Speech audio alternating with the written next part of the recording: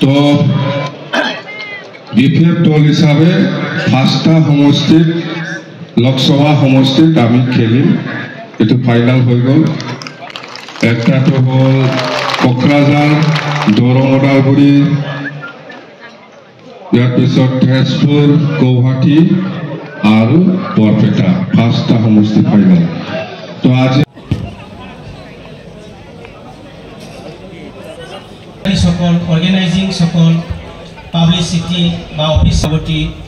আৰু সাধাৰণ সম্পাদকসকল কেন্দ্ৰীয় কমিটিৰ লগতে জিলা সমিতিৰ পৰা আমি CW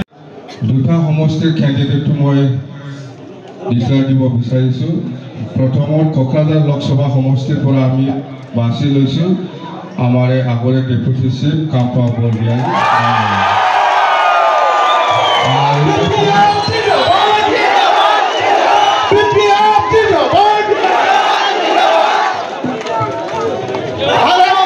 ওদালগুৰি লোকসভা পৰা আমাৰ এতিয়া খালাইগাঁও সমষ্টিৰ MLA existing MLA Durga Das বৰতামুৰা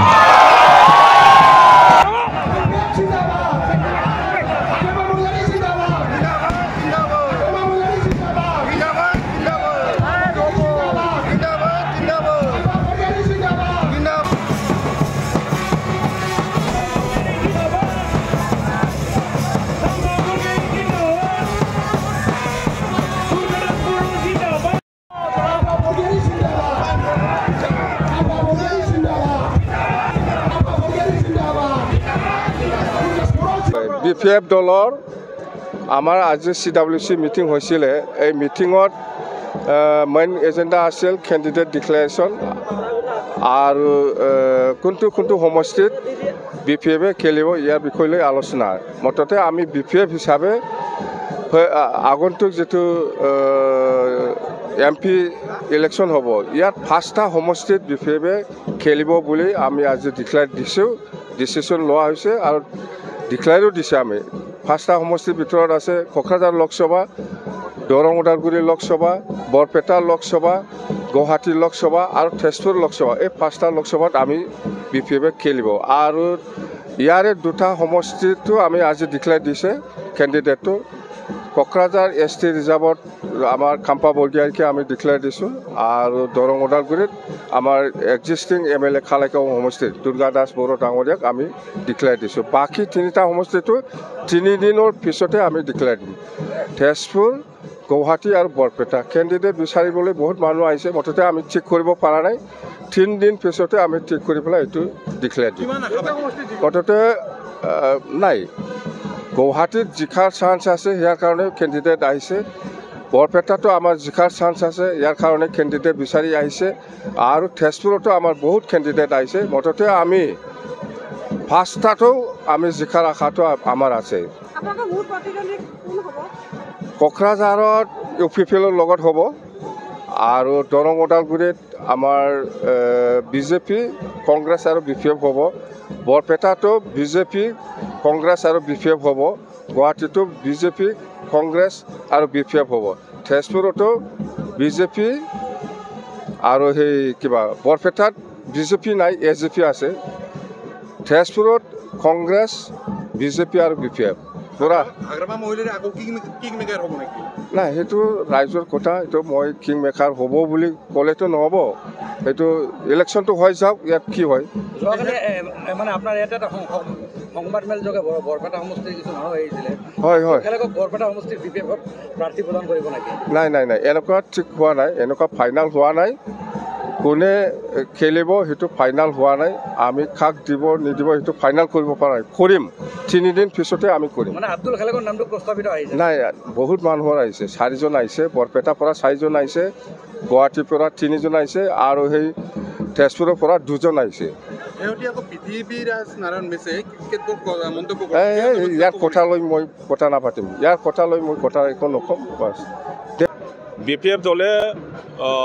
বহুত দিন আগৰে পৰা মোৰ কেণ্ডিডেটছটো ফাইনাল কৰি থৈছে আৰু মই ইয়াৰ কাৰণে হাগ্ৰামা মহিলাৰে আমাৰ প্ৰেসিডেন্ট ডাঙৰীয়া আৰু BPF দলৰ জ্যেষ্ঠ সকলো নেতা সকললৈ মোৰ কৃতজ্ঞতা থাকিল মোক MP কেণ্ডিডেট বনোৱাৰ কাৰণে আৰু BTC বাকি ৰেসপেক্টিভ অফ কাষ্ট কমিউনিটি ৰিলিজন সকলোই একগোট হৈছে মোক জিকাবৰ কাৰণে BPF দলক জিকাবৰ কাৰণে হাগ্ৰামা মহিলাৰী দেৱৰ ৰাজনীতিটো আৰু ষ্ট্ৰং কৰিবৰ কাৰণে সকলোৱে সাজু হৈ আছে মূল প্ৰতিদ্বন্দ্বী কোন হ'ব আপোনাৰ মূল প্ৰতিদ্বন্দ্বী হ'বলৈ আমাৰ এগেইনষ্টতো থিয় দিছে যিটো এলায়েন্স পাৰ্টি BJP UPPL আৰু GSP এই তিনিটা যেহেতু ৰুলিং পাৰ্টি একেলগে গতিকে তেখেতসকলৰ যিটো কমন কেণ্ডিডেট UPPLৰ কেণ্ডিডেট তেখেতেই হ'ব কিন্তু আমি দেখিবলৈ পাইছোঁ তেখেতসকলৰ যিটো শক্তি ইতিমধ্যে ভাঙিছে কাৰণ GSPয়ে নিজাববীয়াকৈ কেণ্ডিডেট দিয়াৰ হুংকাৰ দিছে বা ঘোষণা কৰিছে আমাৰ নৱচৰণীয়াক গতিকে এটা দল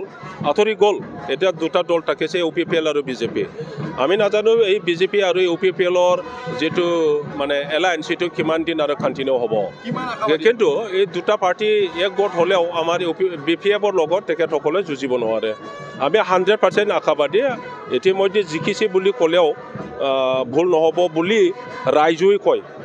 মই আমাৰ দলৰ সভাপতি হাগ্ৰামা মহিলাৰী ডাঙৰীয়া আৰু আজি CWCত উপস্থিত থাকি আমাৰ সপক্ষে আটাই সমৰ্থন জনোৱাত পোনপ্ৰথমে মই হাগ্ৰামা মহিলাৰীৰ জৰিয়তে আটাইকে ধন্যবাদ জ্ঞাপন কৰিছোঁ আৰু যি যুদ্ধলৈ আমাক আগবঢ়াই দিছে খাম্পা বৰগয়াৰী আৰু মোক কোকৰাঝাৰ আৰু দৰং ওদালগুৰিত সেই যুদ্ধখন সহজ যুদ্ধ নহয় ৰাজনৈতিক যুদ্ধ এই ৰাজনৈতিক যুদ্ধত বিভিন্ন কূট কৌশল চল বল চলিব আৰু বৰ্তমান ৰাজ্যত থকা চৰকাৰখন এই ক্ষেত্ৰত তেখেতসকল যথেষ্ট সিদ্ধহস্ত আৰু মই ভাবোঁ যে যিমান যি কৰিলেও ৰাইজে সিদ্ধান্ত গ্ৰহণ কৰিব এইবাৰ দৰং ওদালগুৰি কোকৰাঝাৰত BPFৰ পক্ষত এই দুইটা সমষ্টি যাব বুলি মই যোৱা 6 মাহ ধৰি যিটো প্ৰিপেৰেশ্যন অন বিহাফ অফ দল BPFৰ হৈ ৰাইজৰ ওচৰত ঘূৰি ফুৰিছোঁ সেইটোৰ পৰা মই গম পাব পাৰিছোঁ যে আমাৰ সপক্ষে এইবাৰ দুইটা সমষ্টি আছে প্ৰথমতে আপুনি বিধায়ক বৰ্তমান সাংসদৰ মানে নহয় মই বিধায়ক হিচাপে নিৰ্বাচন খেলিলোঁ দৰং ওদালগুৰিটো ক্ৰিটিকেল এটা চিট দৰঙত যেনেকৈ 11.5 লাখ ভোট ভিতৰত আছে 10.5 লাখ ভোট বাহিৰত আছে য'ত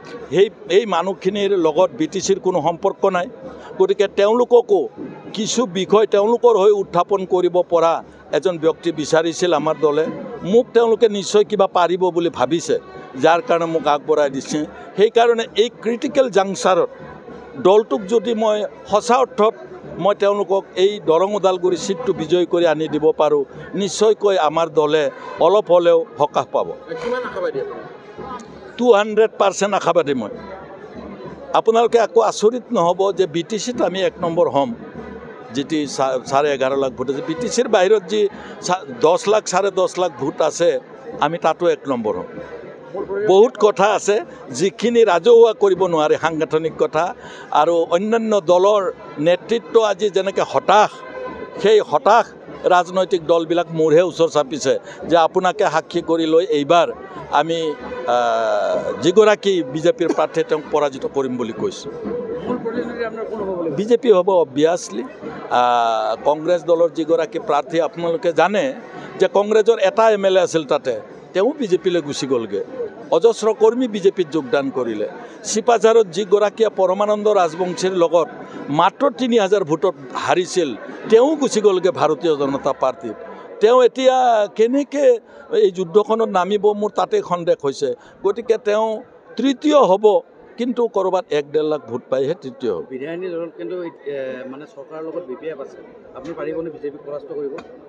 অবভিয়াছলি আমি পাৰিম কাৰণ এই একে ভাৰতীয় জনতা পাৰ্টিৰ সৈতে গোসাইগাঁৱত আমি টক্কৰ দিছোঁ আমি প্ৰমোদ বড়োৱে ৰিজাইন দি উঠি যিটো সিটত আমি খেলিছিলোঁ আমি পোনপটীয়াকৈ তেওঁলোকৰ বিৰুদ্ধে নিৰ্বাচনত নামিছোঁ ফ্ল'ৰ কোঅৰ্ডিনেশ্যন আছে ফ্ল'ৰ কোঅৰ্ডিনেশ্যনটো বেলেগ বস্তু তাত আমি ভাইচ ভাৰ্চা হিচাপে তেওঁলোকক আমি সহায় কৰিছোঁ তেওঁলোকেও সহায় কৰিছে কিন্তু বাহিৰত সেইটো নহয় যুঁজাৰ